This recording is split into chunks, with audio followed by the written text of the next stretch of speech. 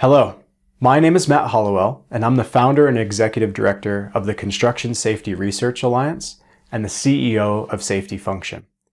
In this quick video, I'm going to share with you 10 tips for implementing energy-based safety and progressing a SIF prevention program. I've had the opportunity over the years to work with hundreds of different companies in serious injury and fatality prevention, and we've learned a whole lot of things.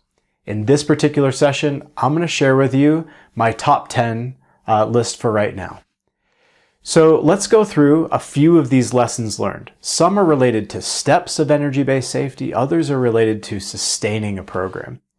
And the first that I've learned is that it's really helpful to start with the energy wheel.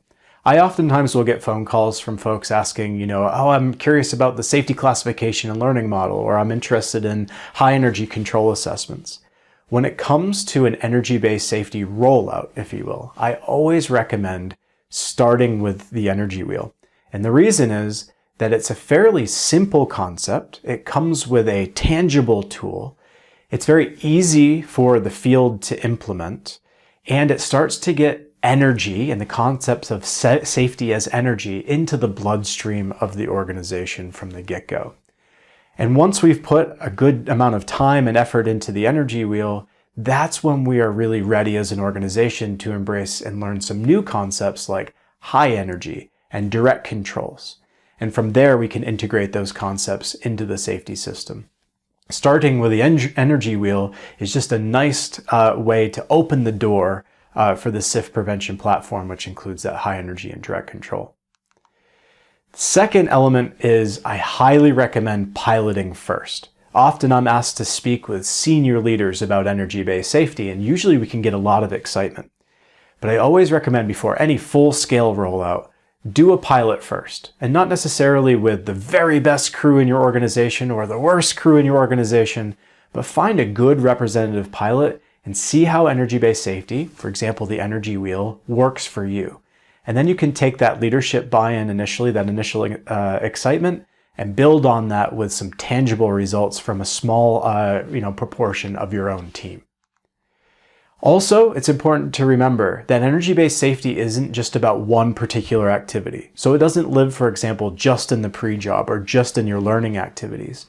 It should be something, a set of concepts and a set of principles and tools that are integrated across your whole safety system. That's including design and planning, pre-job briefs, addressing change and stop work, our safety walks, our metrics, and our learning. And if we can integrate it across the whole system, then everybody's playing a role and everything is integrated towards and focused on the end goal of preventing serious injuries and fatalities. The fourth is I highly recommend that we avoid customizing the science. Right? The research that I share with you in these types of videos and at conferences and in papers and books, these types of research results are painstakingly developed. They are valid and they're reliable and they're peer-reviewed. But when we start to customize them, we start to lose that scientific rigor. So what I recommend is customize your integration of these concepts within your own organization, but avoid customizing the science itself. Sometimes it feels good to add something or change something, but remember that there is some validity to the work that we're presenting, and that's something that makes energy-based safety a bit unique in the space that is all based on scientific research. Now, the fifth lesson is to invest in quality training. And I'm oftentimes asked, well, what does that look like? Well, the research shows that a really good combination of training is videos for precision and consistency paired with frontline engagement from members of your own company. So that would really include those two components, right? Share one consistent message with everybody in the organization using a video that's precisely created based on the principles and true to the science. And then invest in your own employees to carry that message further. They're going to be your best advocates. They're going to be the best explaining within your own context of your organization. So what we recommend is for those folks who have those high touch engagements, make sure that they're very knowledgeable about energy-based safety and, dare I say, a subject matter expert in this particular area. The next piece of advice is go slow. Tell you a quick story. One time in February, a year ago from when I'm recording this, I got a phone call from somebody that said, all right, I need to roll out energy-based safety and SIF prevention by June. And I kindly informed this person that I thought that might be a bit too fast, but in the back of my mind, I was thinking this is going to be a disaster. Energy-based safety takes time to do well. It's not something that can be done overnight. It's a fully new focus on serious injuries and fatalities. There are new intellectual concepts.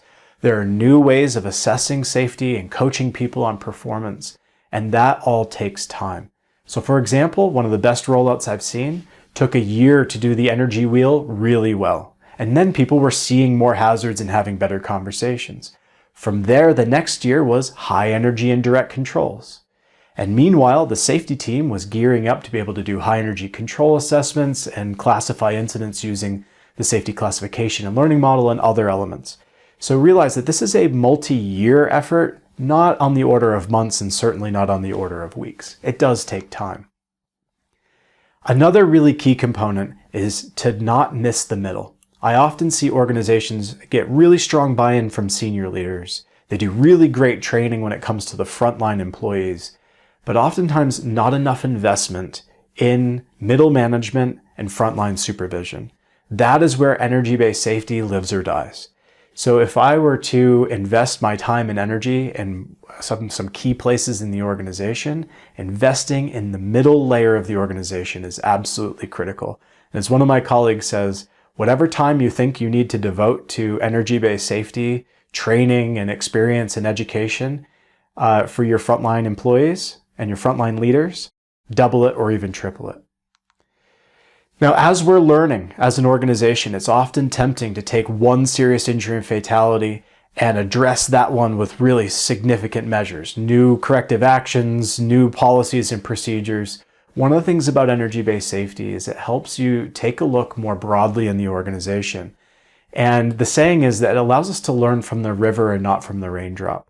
Keep in mind, one potential serious injury, one actual serious injury doesn't represent the whole organization and everything that's going on. Energy-based safety allows us to look much more broadly in the company and start to look for trends so that we can find the highest potential areas for improvement rather than being reactionary as an organization. So this helps us move from reacting to incidents to monitoring and control, which is a much more mature organizational posture. Now, the second to last one is we really need to brace for a pivotal moment. The reality is this: your recordable injury rate is volatile. It's super noisy, going up and down all the time. So you could have a long period with no injuries, and then you could have a cluster of a few of them.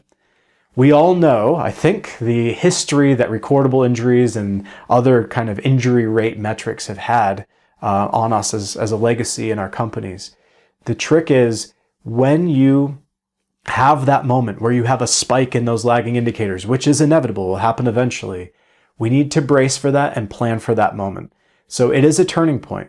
Sometimes organizations will abandon everything and go right back to the old safety practices based on the safety pyramid, while others will look at that, realize that that is a blip, maybe in the number of twisted ankles and cut fingers, and continue forward with our SIF prevention trajectory. So plan for this moment ahead of time so that you don't get caught off guard when it does eventually happen.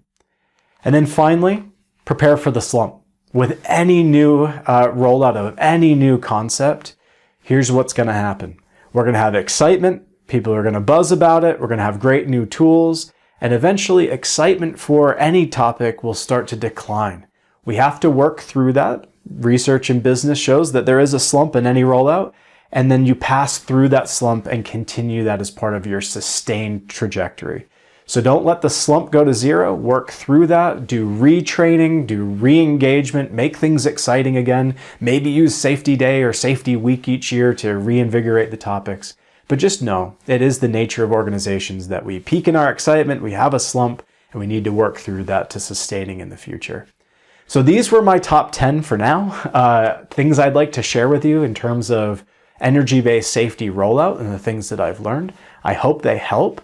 If you're interested in learning more about training and workshops about these topics, we help hundreds of different organizations roll these things out. Please just reach out to us. That's what we do. We're here to help you translate the research to practice.